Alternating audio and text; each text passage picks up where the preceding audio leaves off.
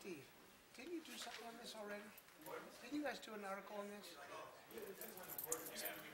Yeah, but there's a thing with him on it, right? Yeah, Steve did the article. Yeah. Yeah, they had some nice pictures. Yeah. No, he's better looking. GQ magazine pictures. He's better looking. He's got to have him.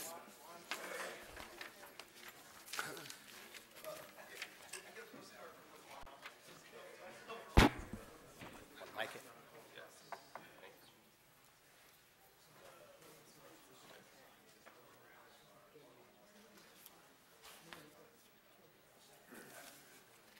All set?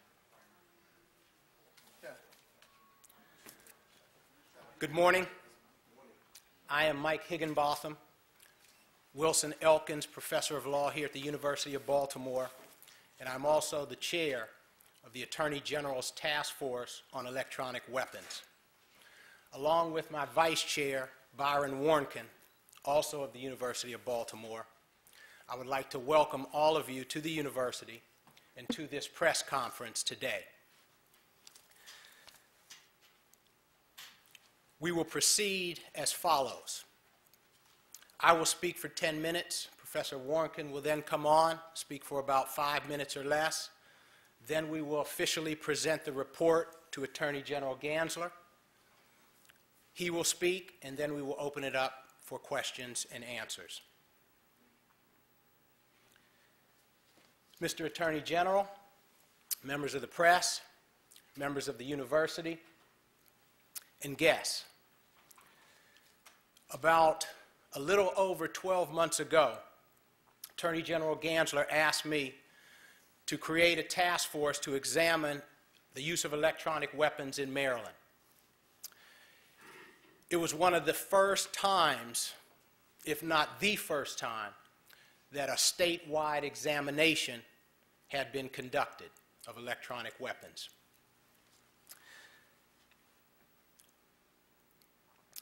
I must say that when I think back on this time, I was like a deer in the headlights. I didn't even know what an electronic weapon was. But today, 12 months later, I stand before you, 15 members strong in terms of a task force, 100 pages in terms of a report, and prepared to perhaps give the 5 sweetest words an elected official could ever hear. And those 5 words are on time and within budget. What we're going to do today is, before I talk about process and content and value of this report, what we're going to do today is introduce the members of the task force to everyone. I will do that quickly and in alphabetical order. Don Alves is a medical doctor. He is affiliated with Johns Hopkins University, and he's also the medical director of the state police. Cindy Boersma, legislative director of the ACLU of Maryland. Carol Crawford, first assistant state's attorney for the office of the state's attorney, Montgomery County. Carrie Hansel, attorney, Joseph Greenwald and Lake. Scott Hammock, attorney, O'Melveny and Myers. Christy Lopez, attorney, independent assessment and monitoring. James Johnson, chief of police, Baltimore County. George McKinney, United States Marshal, retired. Ken Meekins, chief of police, Hampstead. Carl Pelton, UMBC graduate student in emergency health services and consulting paramedic. Vernon Ricks, state chair, NAACP of Maryland, state chair of law enforcement. Mark Warren, major, Baltimore County Police.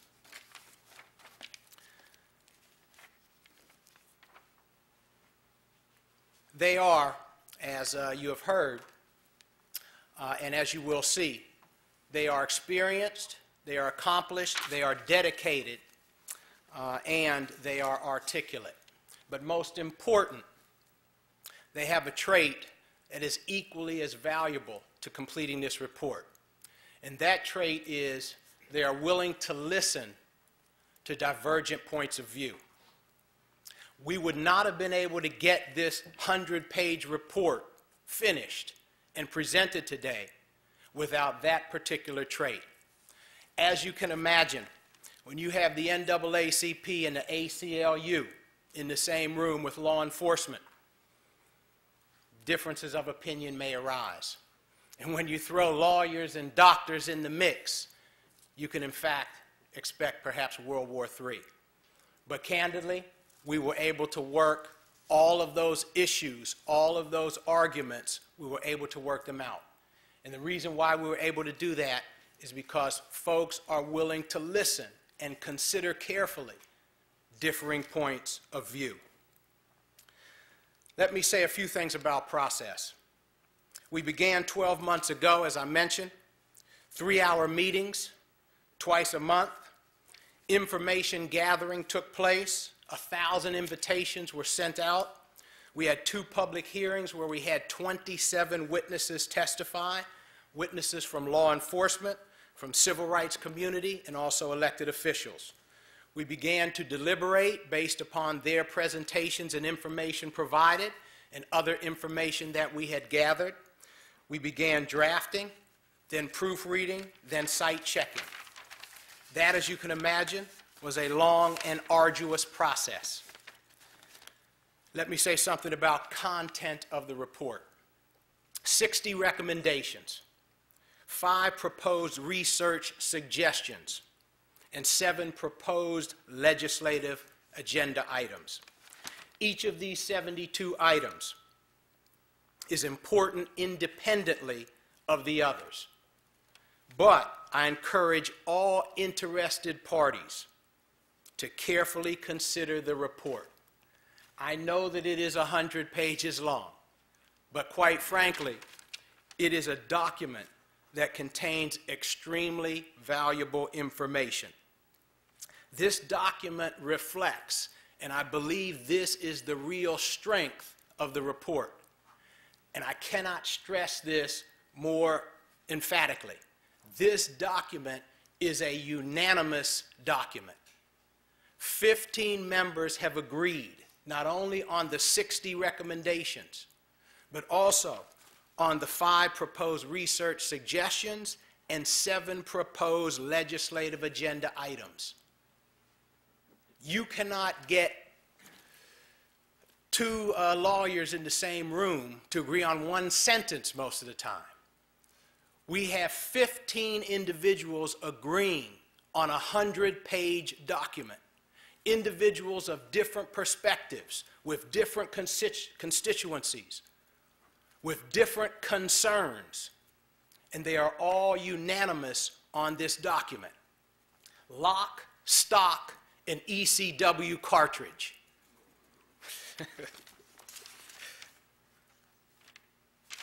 Let me talk a little bit about the value of actually, let me continue to talk about content before I get to value. Let me talk about the 60 recommendations. 60 recommendations are designed for law enforcement personnel and agencies. They speak to 6 different areas, subject areas. 1, planning and implementation. 2, training. 3, use of force. 4, medical care. 5, reporting and investigation. And 6, monitoring and data collection. The 5 proposed research suggestions speak to law enforcement personnel and agencies, as well as the medical community. It is critical that elected officials have additional information on the physiological effects of ECWs, information on their benefits and drawbacks compared to other weapons in order to make more informed judgments about legislative decisions. There are 7 proposed legislative agenda items designed primarily for members of the General Assembly. The 7 items speak to 3 subject areas: training, 2nd, data collection, compilation, and analysis, and 3rd, civilian regulation. Let me speak to the value of the report. There is a perception by some that ECWs are less dangerous than they actually are. There is a perception by others that ECWs are more dangerous than they actually are. Put simply, the value of this report, and there are a number of values, but put simply, the value of this report is that it adds a strong dose of reality to these misperceptions. A very strong dose of reality. Let me quickly summarize. In many ways, this is an amazing document. It is the first or second statewide examination of ECW use in the United States. The task force was diverse in terms of race, gender, ethnicity, and viewpoint. The task force membership was broad in terms of the constituencies that were represented at the table. The task force process was open and inclusive in terms of input. Anybody and everybody was allowed to provide voice at the hearings or to attend.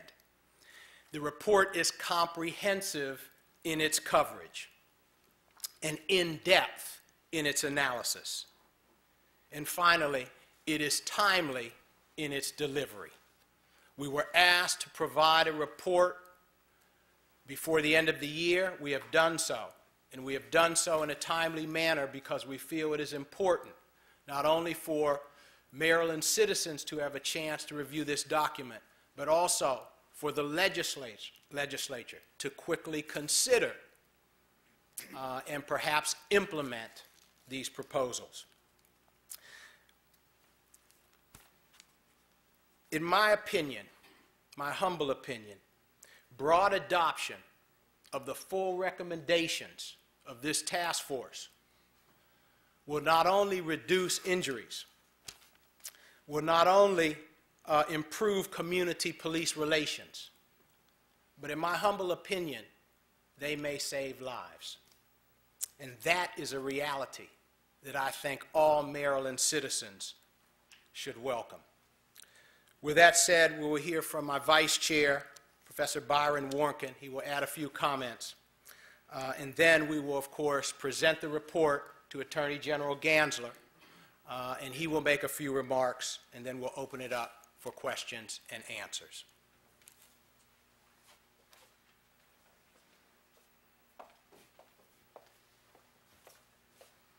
Thank you, Michael. There is very little that I need to add because Mike Higginbotham has just done a great job in a short period of time, pretty much telling you everything you need to know. I do have just a few thoughts. You know, there was a tragedy that led to all of this. There was a taser death in Frederick County that led to concern. That concern was voiced by the NAACP. To their credit, they came forward to press for information and answers. Then, to the credit of the Attorney General of Maryland, Douglas Gansler, he did not blow them off. He immediately responded to that and said, yes, you are right. This needs to be looked into. We need to learn a lot. And he established this task force. And then the brilliant thing he did was choosing my colleague, Michael Higginbotham, because Mike may look like a mild-mannered academic, but boy, he must have been a drill sergeant in a last life, because he really ran the task force hard to be able to get this thing out timely. And Mike commented that he was a deer in the headlights when he started. So was I, and I think everybody on the commission, on the task force, with the exception of those from law enforcement. Yeah, we knew a little bit. I mean, we knew something about tasers, but none of us were really educated. And the great thing the task force did was it started with education, meaning we brought in the industry to have them educate us. We then brought in the law enforcement community to have them educate us. And we were great cross-examiners. And of course, we learned a lot through all of the witnesses that came forward during either of the two open hearings that we had. But although Mike said it, I think it needs emphasizing one more time. The fact of the success was not only getting bright people who were hardworking, but getting together every stakeholder to the table. The fact that you had sworn law enforcement, the fact that you had the medical community, the fact that you had lawyers, both prosecutors and non-prosecutors, the fact that you had professors, the fact that you had stakeholders such as the NAACP and the ACLU. So really, everybody whose opinion was worth listening to, we think we had. And if we didn't, they were invited to and came forward at our hearings. And then members of this committee who literally went round the clock toward the end, getting this project out. And of course, many of these people, particularly ones in private practice, they sacrificed because Mike said we came in on time and under budget. We came in under budget because we had no budget. All of these people volunteered their time, and that's what people do.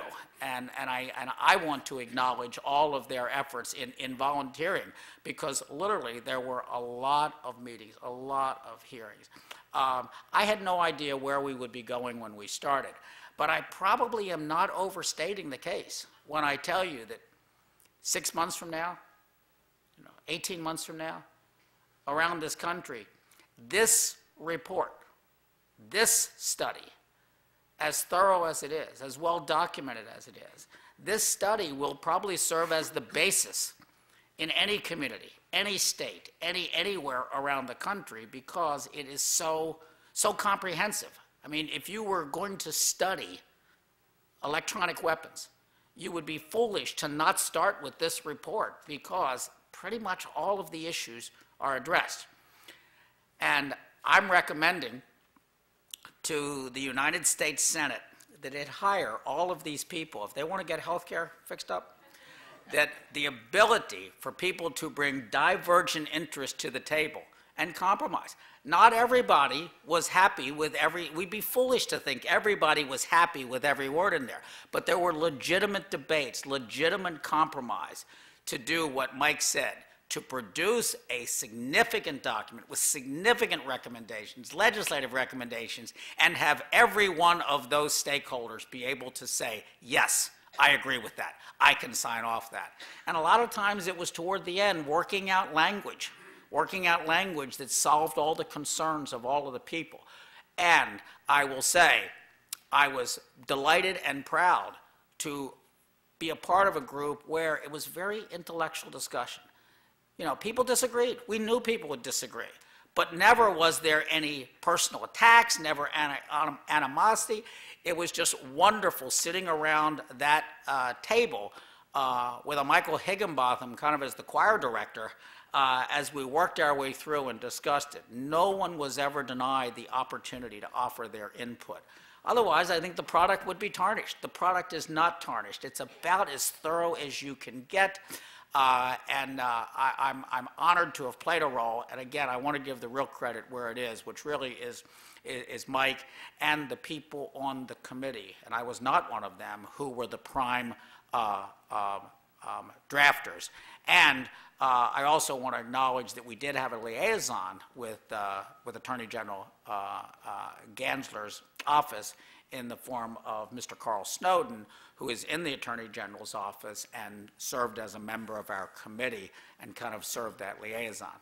In any event, I am delighted at this point to introduce to you my friend and respected colleague and my Attorney General, Douglas Gansler. Thank you. Thank you all for being here and taking the time to be here, and obviously particularly the task force. And I met with them yesterday briefly to thank them privately, and I want to thank them publicly for all the work they did. This was, as been said, a diverse, obviously demographically diverse group, but also diverse in mind and thought, and to be able to bring this kind of collection of people together to come up with this unanimous, comprehensive report full of recommendations, research, follow-up, and legislative ideas is really Herculean in the way in which they went about it. And it couldn't have been done without having two brilliant leaders, and Mike Higginbotham and Byron Warnken. So I'm very grateful to you both for doing this. I'm grateful to the university for allowing us to be here today. And as is mentioned, I'm cheap and we have no money, and we did not pay them to do this. So thank you for allowing us to take their time. I also want to thank Carl Snowden. As has been mentioned, this is the second task force that we have done since I've been the Attorney General here in Maryland. And I'm always a little cynical about task forces because they're usually something that are done to put off an issue. Both the task force that we've had assembled, the first one was on voting irregularities that occurred in the past few elections, and then this task force, the reports that have come out of that have been monumental and instrumental in making real change. And Carl Snowden has been the liaison for us as the head of our Civil Rights Division in doing that. The impetus for my thought of creating this task force was, in fact, an incident in Frederick and brought to us by the NAACP. But it always struck me, even talking to law enforcement, about the lack of protocol, uniformity, the lack of uniformity in protocol, data collection, training in the use of tasers or electronic weapons throughout the state of Maryland. Some police departments had them. Some police departments did not have them, and right there said something. And then the question is, within each department, what were the protocols for their use? What was the training that they were given? And some departments, and we actually had a big department and a small department represented here on our task force, to show and to highlight some of those differences in just resources alone. And so we were able to, in the task force, in the report, it does outline those differences. And not only does it deal with law enforcement in terms of protocol and training, but also in civilian use and regulation of electronic weapons. So it is very comprehensive. It does the very difficult task of balancing public safety and fairness issues. The group worked incredibly hard, as has been mentioned, and spent a lot of hours doing this and listening to public comment. But that's the only way this could have been done, because there was no roadmap. There was no recipe on how to do this. The charge was broad. Figure it out. Figure out what we ought to be doing with electronic weapons so that we can disseminate this to all the legislators, but also to every law enforcement department in the state of Maryland, so they can use it in their implementation of electronic weapons and their use in the future. The task force took the jobs very seriously. They worked very hard. They spent many hours on this, and I appreciate their hard work. My office will send this report along with a letter to every member of the General Assembly. We will send it to every member of the law enforcement community, including the Maryland State Police and the Department of Public Safety and Corrections. The use of tasers has become a hot and sometimes very divisive issue. We set up this task force to help wade through the facts and the fiction and to draw the balance, a very difficult one, between public safety and fairness. I believe this task force did an excellent job in culling through those issues in a very in-depth way. They probed the top, they probed the bottom, they listened to all sides and came out with this unanimous report. The report has common sense recommendations. I, for one, look forward to helping support legislation, that the 7 pieces of legislation that are put forward in this, and to working with law enforcement and the community in implementing the 60 recommendations. So with that, I thank you. We have not a lot of money, but we have certificates for each of you on the task force, which we'll hand out after we take a few questions from anyone who might have them. And I guess bring Professors Higginbotham and Warnken back up to the podium, since it's the only mic that works, and we can address questions from up here. Are you speaking specifically about cases of other electronic weapons, There are primarily 2 manufacturers of electronic weapons now, and I believe that Taser International has a large share of that market. This report applies to all electronic weapons in use, irrespective of the manufacturer, and it also applies to not only law enforcement, police and sheriff's departments, but I also think it has applicability to corrections officers. We primarily wrote it for police and sheriff. But in terms of correction, in terms of detention, and also detention aspects that the sheriff's department runs, we think that many of the recommendations will be applicable to them as well. But, and if I can add, tasers and electronic weapons for most people are the same. Tasers, the brand, and electronic weapons are the product. But what the task force did is also not only to address what is on the market today and use today, but future electronic weapons as well. Can you address, you talk about certain situations and certain groups of people who make the use of the taser more at risk? The elevated positions, pregnant women, for example. Can you just discuss that a little bit? Sure, and I will ask one of my colleagues, Kerry Hansel, to come up because he actually drafted the part of the report that deals most carefully and closely with that. So I will ask him to come up and speak on that because I think he can speak from a much more informed position than I can. But let me repeat the question. That's the first thing, because some people might not be able to hear that. The question dealt with elevated uses of force. What are the circumstances that might elevate a use of force in terms of an electronic weapon? And I'll ask Kerry Hansel to respond to that. Thank you, Professor. And I think from the task force, I would thank the Attorney General for the opportunity to have served. Each of us found it very much a privilege. I thank both of the professors for their fine leadership. It was an honor to serve the Attorney General, and it was an honor to serve with these gentlemen. And I know every single one of the people on the task force would agree with that. I'd answer the question by way of background, to point out that the task force found that tasers can and do cause death and serious injury. On the other hand, they are less lethal than firearms. So our job was to strike the balance between those two extremes. Part of what we looked at is the question of under what circumstances is there potentially a heightened risk of death or serious injury as a result of the use of this device. And those circumstances include individuals in elevated areas, people who may be in other environments where the use of the taser is dangerous, environments with combustible vapors, environments where someone is swimming in a lake and may lose physical control as a result of the taser and drown. So those environmental factors are impacted when the person is impacted with the taser and loses muscular control. If they're on an elevated surface, they may fall to injury or death. If they're in water, they may drown.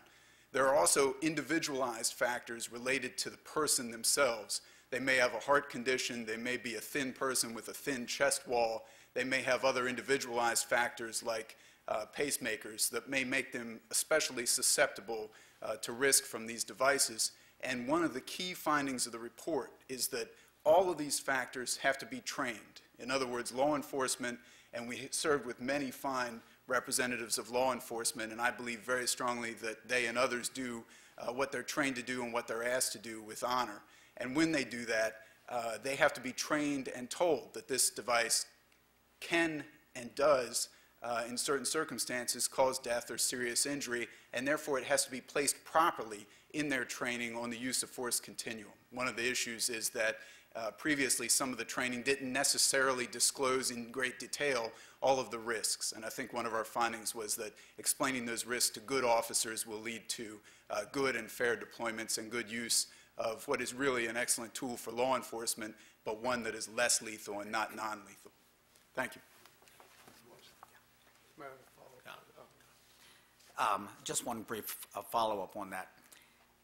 It's an imperfect line to figure out the distinction between deadly force and non-deadly force. The Supreme Court answered the question in 1985 relating to when can a law enforcement officer, under the Fourth Amendment limitation, when can a law enforcement officer use deadly force? What Kerry is pointing out is that we determined on the task force that there are certain scenarios that because of the facts of that scenario, even though electronic weapons are less than firearms, for example, and therefore may not typically be at that deadly force level, there are certain circumstances where you really need to treat it like it's deadly force, because for that particular individual, it may be. So we're dealing with that continuum of deadly force, less than deadly force, force below that, and we're saying there are certain circumstances that this situation is just as bad as if you were using deadly force, and therefore should be treated at an elevated level. I have two things. One, do you know whether it is the first or second report of its kind in the country? I can't speak for certain. I thought it was the first statewide examination of the use of electronic weapons. There have been a number of cities that have had specific examinations of particular incidents where electronic weapons were used. I think Pittsburgh and Houston are two of those cities. But I was told that there was a statewide examination, perhaps in California, and we were going to look into that over the last couple of days. So I haven't gotten an answer for sure, but it's clearly one of the first, if not the first, statewide examination. And then I was wondering if you could hear from somebody in law enforcement. Delighted to call up Chief Johnson, the Baltimore County Police, to speak, and then we will have other law enforcement members if they would like to speak as well. Well, good morning, and again, Sorry, I have a question for you. yes, sir. One of your primary concerns is the safety of your officers. So is there anything in this report that you feel jeopardizes that, or takes away maybe a tool that you could be using? Well, this report does not take away the tool, and I'll make that very clear. Electronic controlled devices have presented a very valuable tool for law enforcement that have reduced officer injury, have reduced injury to the individual we take into custody if used properly, if used within policy. And I believe this report presents model policy, procedure, and investigation to effectively use this very, very valuable tool. I can tell you as a young officer, I wish I had this when I worked the road. It certainly would bring many incidents to a very swift closure and, again, reduce injury to officers and citizens. I'd just like to add something to flip that on for Chief Johnson. The other side of it is, in Maryland, citizens can get tasers and electronic weapons, and we're really some of the recommendations in the report involve sort of making sure we get that those don't fall in the wrong hands, because they can actually be used against police officers, and want to actually protect officers through the regulation and sale of these electronic weapons a little bit. You brought up a point. Is this one of the legislative items you're hoping to cover? And if so, if you could elaborate on those. As I said, there were 7 legislative agenda items. Several of those deal with civilian regulation. One of the fascinating things that came up during the open hearings, and we had 27 individuals testify in 2 separate hearings, almost universally, law enforcement, civil rights community, elected officials, almost universally, they were against unregulated civilian access. And most of them stated very strongly that they would not like to see civilian access at all. Here in Maryland, we have a recent piece of legislation that permits civilian access. So what we did on the task force is to say 2 things. One, the General Assembly should seriously consider civilian access in general. They need to go in and carefully think about whether or not the benefits outweigh the drawbacks to civilian access. But secondly, if civilian access is agreed upon, there needs to be serious regulation of access for ECWs in civilian hands. And so our proposals provide regulation of that access in terms of licensing, background checks, those kinds of things.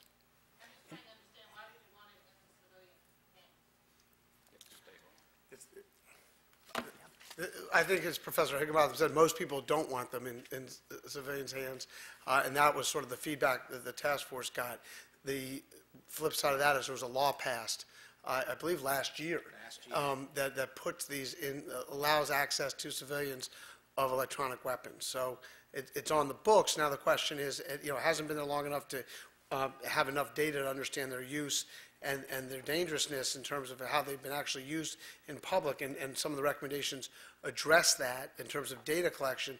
But the bigger issue is sort of how do you make sure, if you're going to have them, and for whatever reason the legislature decided to let people have access to them, how are you going to regulate them and make sure that they're being used to protect somebody's home, for example, and not to commit crimes? There are 12 states that prohibit civilian access. 12 states currently that prohibit civilian access. As far as I know, the others do not have specific prohibitions statewide. Of course, there are various counties within Maryland that have also prohibited ECWs, and I believe Baltimore County is one of those. Chief Johnson, I was curious, based on this report, is there anything that Baltimore County Police will do differently? Is there anything that's going to change about your policies based on this? There are certain training requirements that we believe should be institutionalized across the state. We will look at some of those recommendations. In addition, aftercare, investigation, this presents a very comprehensive report on how to best use this tool to reduce injury to officers and, just as importantly, reduce injury to citizens. And also for Mr. Gansler, I'm just curious, there's been a lot of coverage of different cases around the state. What was it about this Ralph Gray case that really captured your attention and I guess sparked the report that we have? Well, I think it's sort of the same with all of us. We all, in particular, and even the press in the room. I think many of us had heard about electronic weapons. Many of us had heard of the use of tasers. We all had heard of death here and a death there, and sort of the circumstances surrounding that. But in the conversations with people in the wake of the case in Frederick, it became more clear to me as we asked some questions. And I, of course, was not Attorney General prior to that. I was the state's attorney. When I was state's attorney, we were looking at the individual case and to determine whether there was any wrongdoing perpetrated in that particular case by the officer leading to the death or not. But as Attorney General, you were able to sort of consider more of a statewide view of this issue, and by asking some questions, it became quickly clear to us that there was no statewide regulation of the use of electronic weapons in terms of not only who's using them, but how they're being used and how those people are being trained that do use them. So that different law enforcement agencies have them and don't have any training at all. Some have elementary training and some have more sophisticated training. But we wanted to provide guidance to every law enforcement agency in the state of Maryland that's using them now or considering using them. What are the best practices? What is available out there? What are the best practices for you as an agency to use these tasers to reduce the incidences of death, but also to use them effectively as a law enforcement tool? Because there's certainly far more cases where you would rather have had a police officer use an electronic weapon than a gun, than the cases where the few cases where somebody actually has died from getting hit with a taser, and almost all of those cases involve somebody with a precondition, if you will. And do you think this will really make a difference? I mean, when do you think we could start seeing some of these recommendations, adopted? Well, I think that it's interesting. You have the ACLU, the NAACP, and law enforcement, along with the other folks on the task force, and you're thinking, well, there's going to be some pretty controversial recommendations here. The legislative recommendations don't seem to me to be controversial at all. So I would think that I would hope that they would be passed, including the data collection component, because we often talk about things like this without really having the facts behind us. And I think that, and as the earlier question pointed out, we've only allowed civilian access to these things for a very, very short period of time, less than a year, and and most police departments haven't been using them for too long either. So data collection will be part of it. How are they used? When are they used? And what are the results of the use, the consequences of the use? So I think that will actually come in quickly. And then some of the training components of it, I think, will be put in place too. Because it sort of works the other way as well. Now that this report is out there and available and so comprehensive and detailed, law enforcement agencies use tasers and not look at this report at their risk, because they have to at least be aware of what is in here, and the goal here was to provide them with the best practices, and I think that does that. Are there other questions for law enforcement before I let Chief Johnson go back to his seat?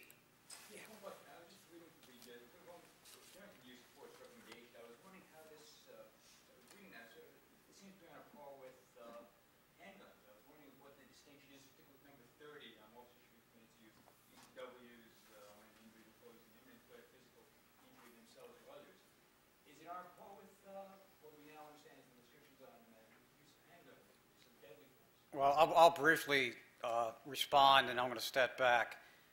Any well-trained officer in the state of Maryland today uses a continuum or escalation of force protocol, everything from verbal commands, officer presence. And this tool, this very valuable tool for law enforcement, falls short of the level of using a handgun.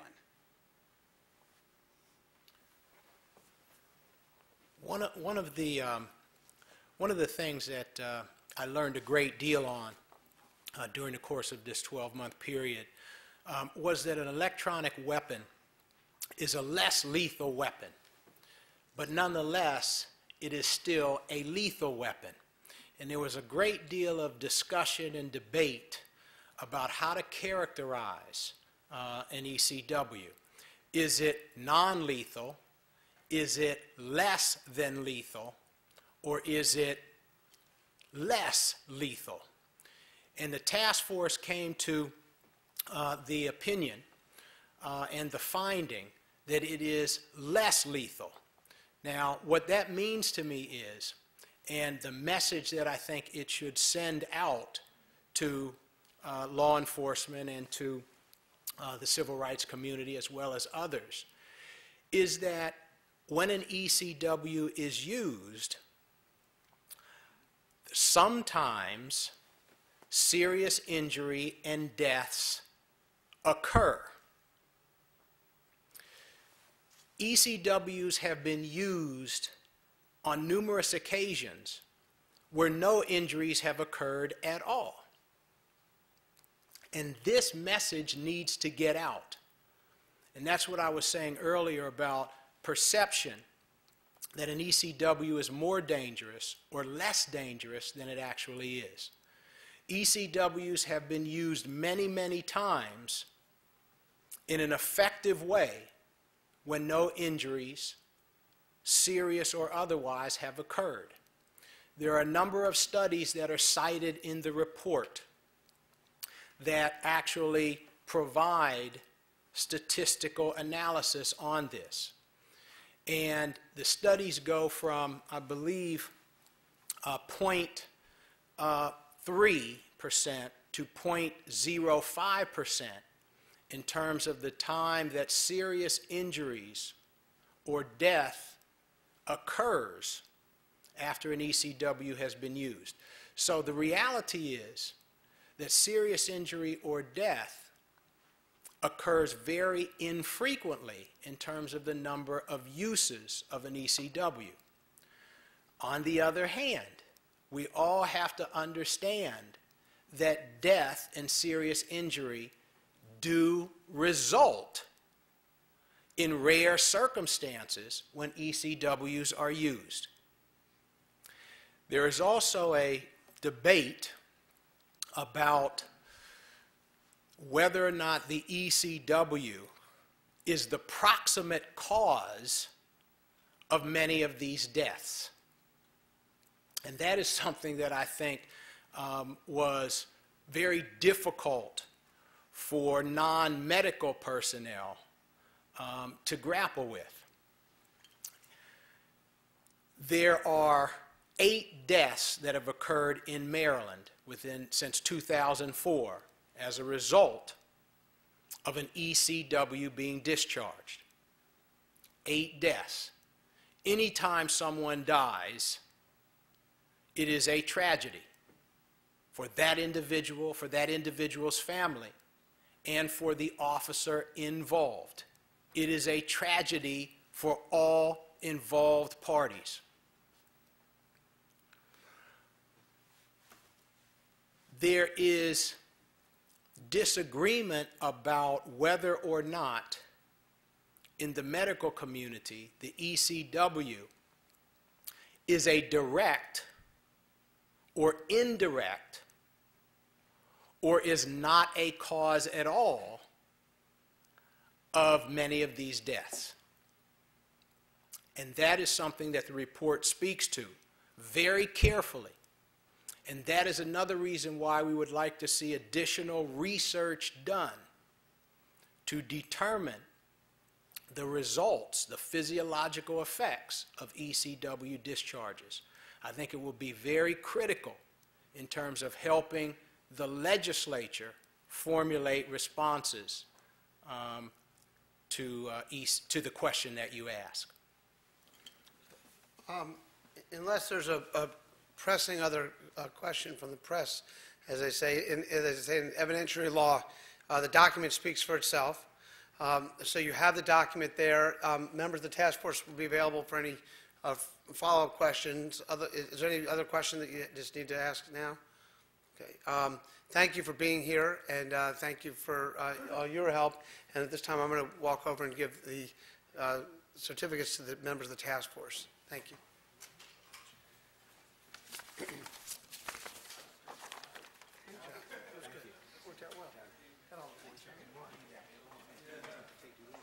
No.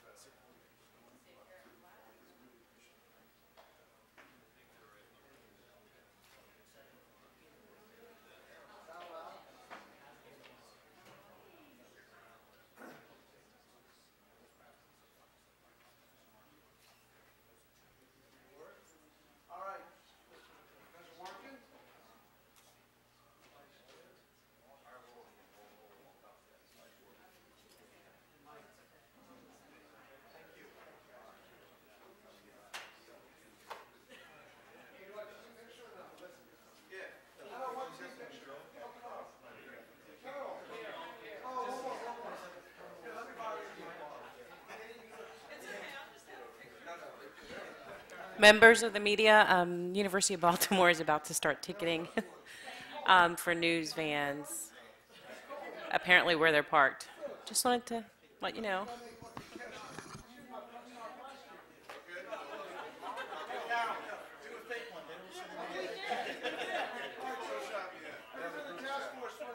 What are we doing? Our team picture? Picture with the yeah, why don't you up there with the background? Everybody hold on to their boards here.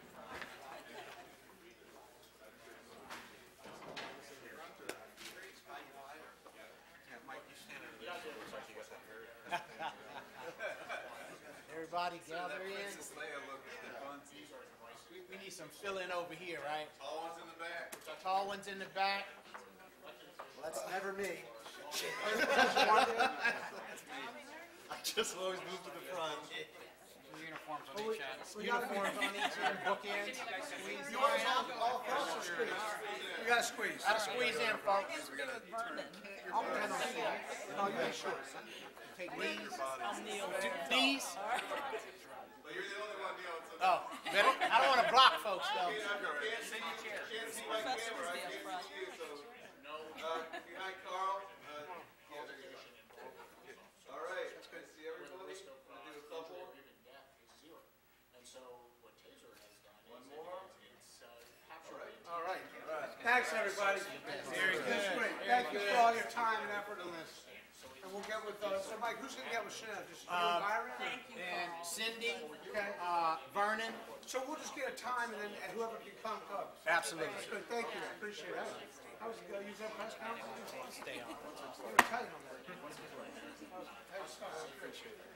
Yeah, get me on more stuff. Thanks, Carol. We're good. Just the bad guys. Keep the good ones out. Hey, Vern, I'll see you at home. Oh, thanks. We'll get together. Yeah. Yeah. I don't get to speak, but I like lunch. Thank you. Happy holidays, Mike. Thank you. This is great. This is really good.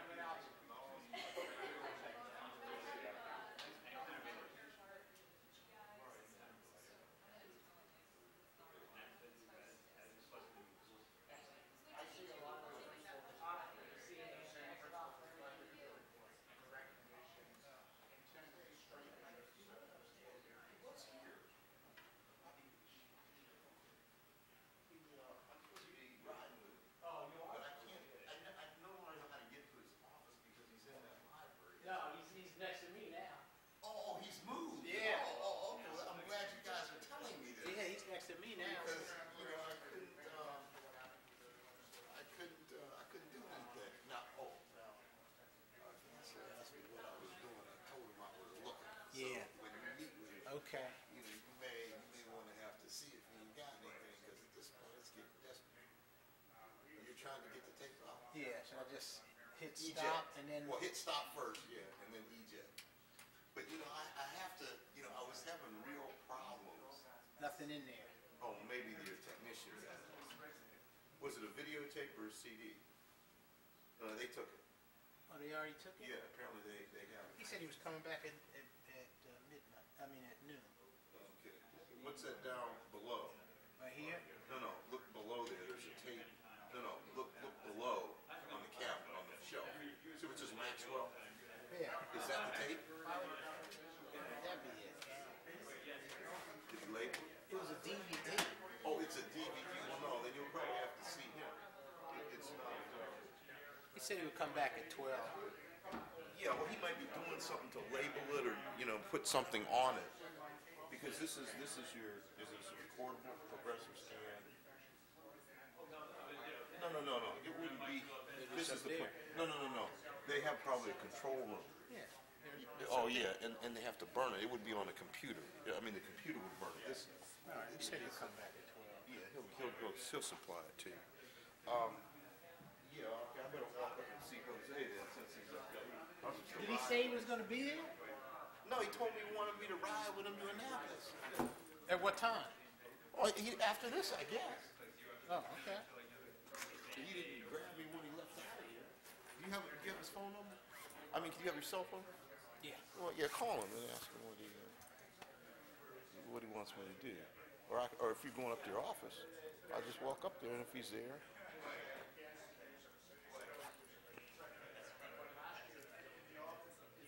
Yeah, you're going to be prepared to get a lot of requests from probably state governments.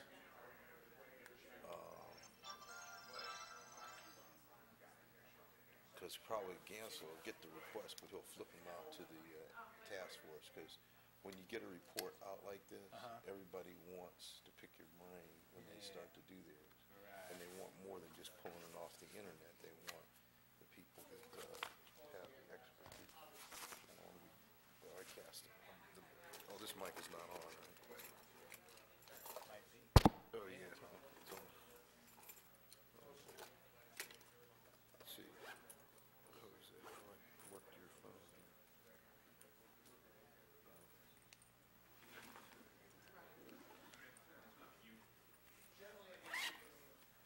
Oh, there he is. So, what are you doing? Just heading home? No, I got to do some work and then I got to call. Call this dude Oh, that's the one you from do. News Media. Oh, you have to go to the studio? No, I got to call him. Oh, just to voice in? Yeah.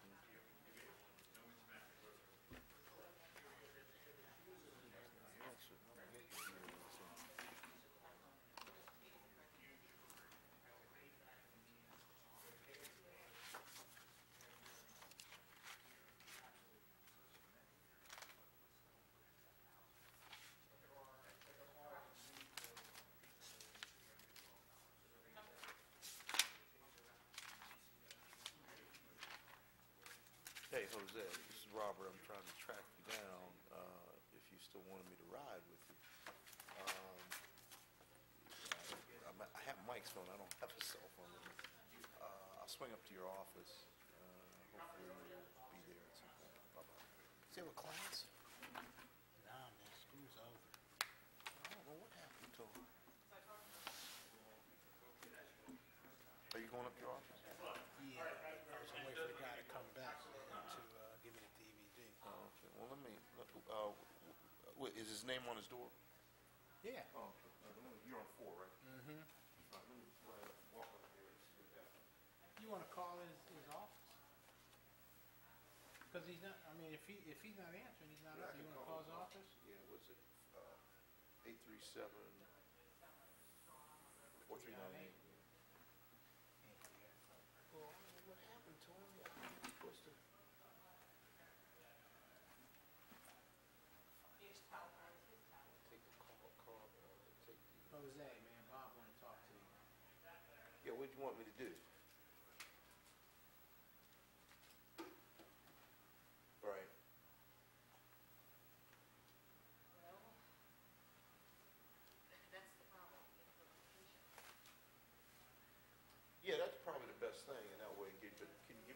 of time, because I just don't want to be waiting in the lobby too long. I'll hang with Mike before I leave.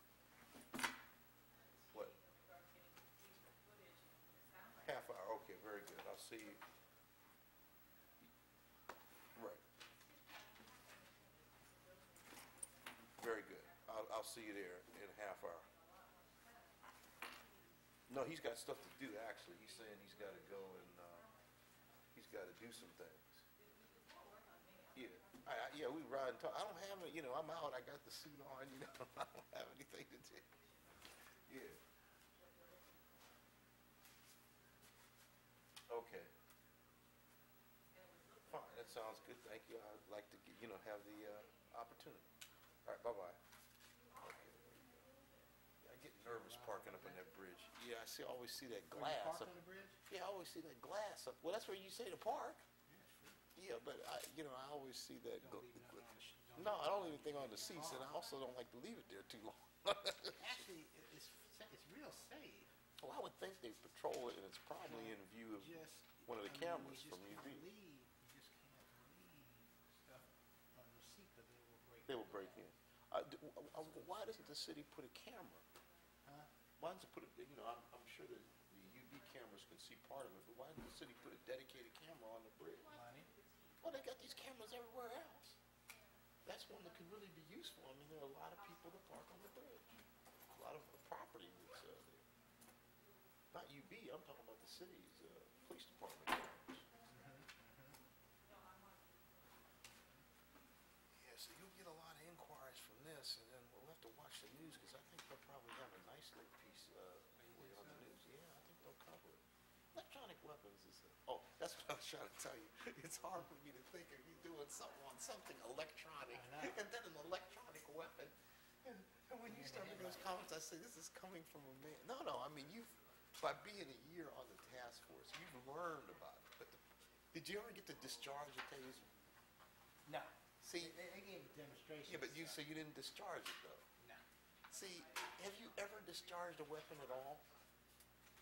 No, I mean, BB gun maybe. Other than a BB gun. Okay, well, see, that's what I'm trying to, I mean, you know, but you've become an expert now in the area. I mean, I don't think you will get, see, Gansler, he can't, he's the Attorney General, so he can only do so much when he gets calls about it.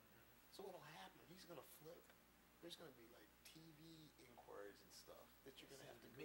Yeah, they'll send them to you because Take a sit down. I'm gonna call it Chris. oh, okay. Wait for our DVD. You want to leave your stuff there? Is that? I'll just Oh, right. I got to kill about 15 minutes. yeah. We'll go up to my office as soon as you come in. Give us the DVD. See if you come back next week.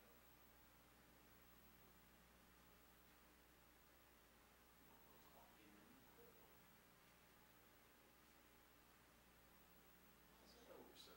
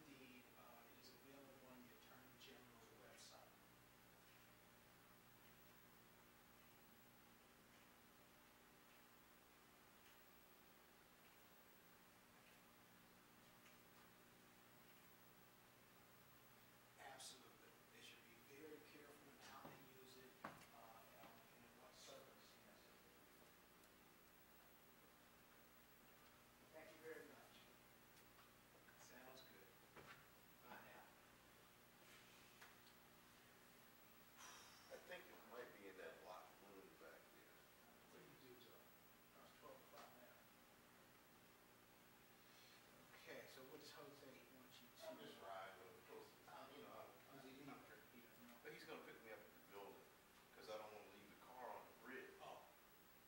I'm afraid to leave the car, and I saw that glass, man. Again, I'm already, I got a mirror, Right. The last thing I need is a window. Gee. What, I mean, I don't think there's a problem, it's just on some glass one. yeah, no, I mean, I see it all the time, just, Yeah. And I know you've been parking here for 15 years. I never leave anything here. Well, I don't have anything out there, but you get a nut, they can't break in, they see an alarm, they just try to do vandalism. You're gonna get action on Think I'm this. gonna get some action? I do, because it's state stuff that gets picked up. We used to always, when I'm on a consumer education report,